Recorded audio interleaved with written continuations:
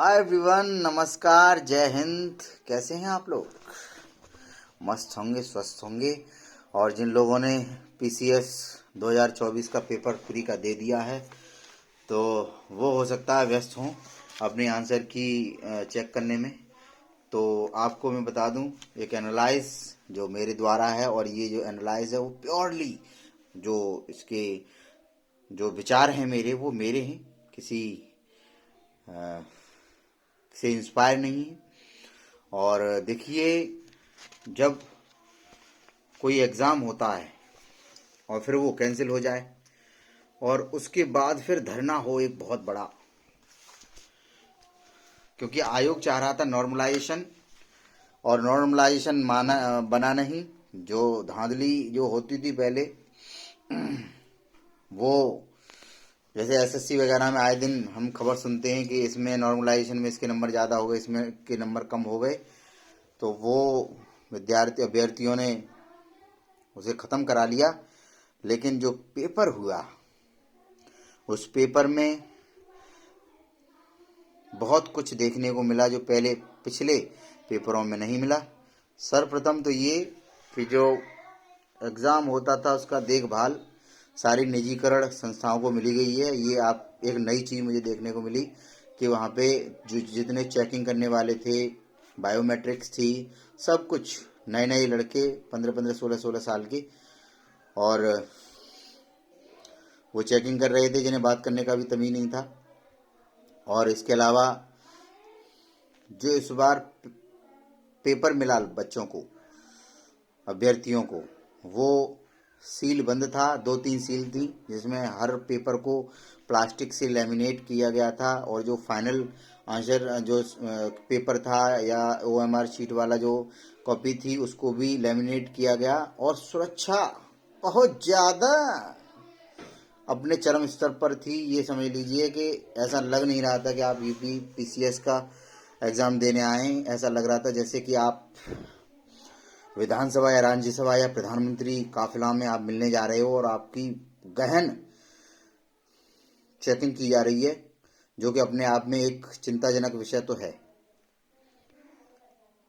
बच्चियों के मंगलसूत्र उतरवाए जा रहे थे और लोगों के कलावा कटवाए जा रहे थे, जो कि बहुत ही निंदनीय था। बहुत लोग उसमें बहस भी कर रहे थे, और बायोमेट्रिक्स हो रही थी। ये सारी चीज़ें होने के बाद जब हम लोग अभ्यर्थी लोग जब पहुंचे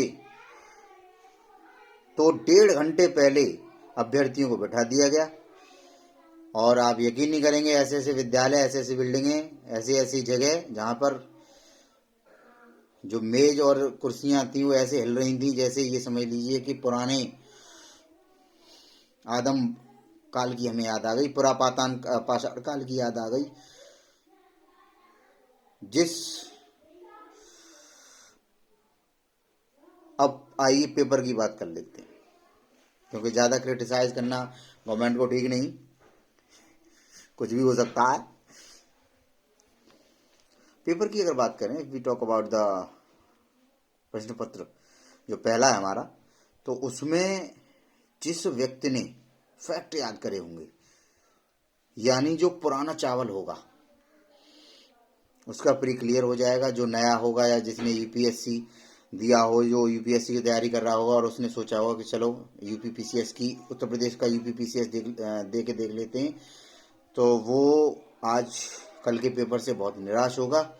क्योंकि ज़्यादातर जो प्रश्न थे वो ऐसे प्रश्न थे जिसमें जीएस तो कहा ही नहीं जा सकता कि जनरल साइंस सामान्य अध्ययन का पेपर है।